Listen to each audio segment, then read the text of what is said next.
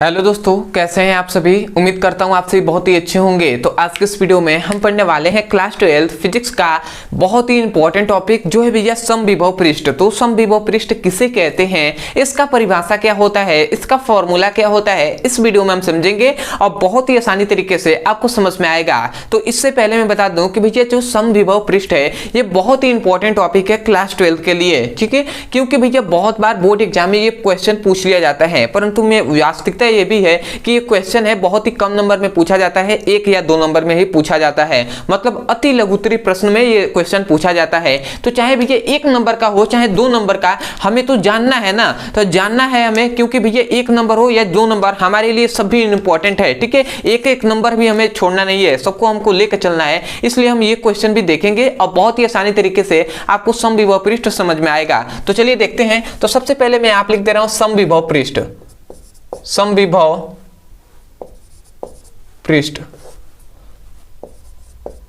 तो सबसे पहला यही क्वेश्चन आता है कि भैया समविभव पृष्ठ किसे कहते हैं। तो ऐसा समझिएगा, मान लेते हैं कोई भी पृष्ठ है, ठीक है। मान लेते हैं एक गोलाकार पृष्ठ है, ठीक है। तो इस गोलाकार पृष्ठ की मान लेते हैं ये गोला है, मतलब एक पृष्ठ है, ठीक है। तो इसकी त्रिज्या मान लेते हैं r है, ठीक है। तो इसके प्रत्येक बिंदु पर आप जिस बिंदु पर आप ले रहे हैं, मान लेते हैं कोई भी बिंदु आप यहाँ पे ले लीजिए। अब इस बिंदु पर जहां भी आप उठाएंगे, ठीक है, तो इस प्रत्येक बिंदु पर जो विभव का मान होता है ना, ठीक है, मतलब v का मान जो होगा वो सामान्य होगा, ठीक है। तो उस पृष्ठ को ही हम क्या कहेंगे भैया, समविभव पृष्ठ कहते हैं। मतलब कि मान लेते हैं ये सभी क्या है, पृष्ठ है और इसकी त्रिज्या है r, ठीक है। तो भैया यहाँ पे ये बताया जाता है कि इस पृष्ठ के प्रत्येक बिंदु पर आप जिस बिंदु पर भी ले रहे हैं वहां पर विभव का मान ही भैया सामान्य है, इक्वल है। तो उस पृष्ठ को ही हम क्या कहेंगे, समविभव पृष्ठ कहेंगे।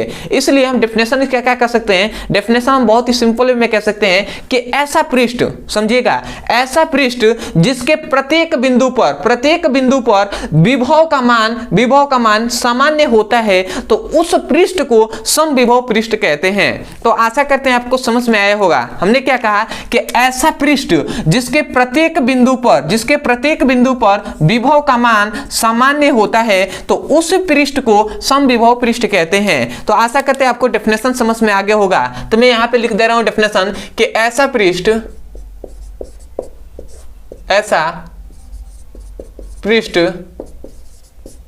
जिसके प्रत्येक बिंदु पर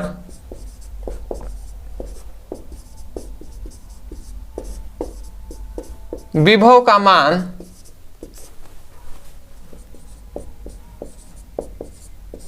समान होता है,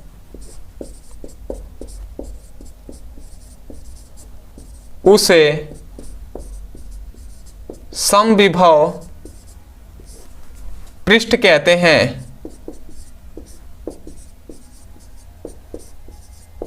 मतलब ऐसा पृष्ठ जिसके प्रत्येक बिंदु पर जो विद्युत विभव, मतलब विभव का मान क्या होता है, सामान्य होता है, उसे हम समविभव पृष्ठ कहते हैं। तो आशा करते हैं आपको डेफिनेशन समझ में आ गया होगा समविभव पृष्ठ का। अब आते हैं भैया कि इसका फॉर्मूला क्या होता है। तो मैं यहाँ पे फॉर्मूला लिख दे रहा हूं कि याद रखेंगे समविभव पृष्ठ को भी हम v से दर्शाएंगे और v = होता है 1/4πε0 q/r, ठीक है। ये इसका फॉर्मूला होता है। इस फॉर्मूले को भी आपको नोट में लिख लेना है। अब यहाँ पे आता है भैया कि v क्या है, तो v है समविभव पृष्ठ, ठीक है। और यहाँ पे याद रखेंगे ये क्या है भैया, ε0 क्या है, वायु या निर्वात में क्या है, विद्युतशीलता है। उसके बाद q क्या है भैया, तो इस पृष्ठ पर आवेश है। इस पृष्ठ पर मतलब यहाँ पे जब आवेश होगा, ठीक है, इस पृष्ठ पर तभी तो विद्युत विभव होगा ना, तो इसका मतलब इस पर आवेश है। तो इस पृष्ठ पर जो आवेश है वो है, और ये r क्या है भैया, तो इसकी त्रिज्या, पृष्ठ की जो त्रिज्या है, गोले की जो त्रिज्या है वही क्या है, r है। तो आशा करते हैं कि ये फॉर्मूला भी आपको समझ में आ गया होगा, डेफिनेशन भी समझ में आ गया होगा,